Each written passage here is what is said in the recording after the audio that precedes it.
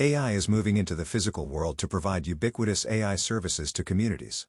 Intelligent infrastructure is moving into the Lake Travis region, Highway 620, and Highway 71, powering local business, supporting Lake Travis schools, Rough Hollow, The Square, Highlands, and many more, making the region one of the nation's most intelligent and resilient communities.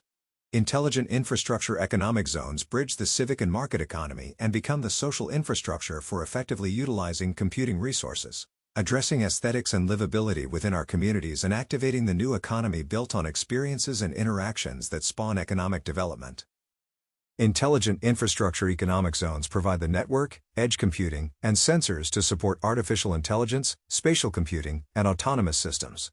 Exceptional scientists, engineers, industry executives, national leaders, and investors have highlighted the critical need for intelligent infrastructure.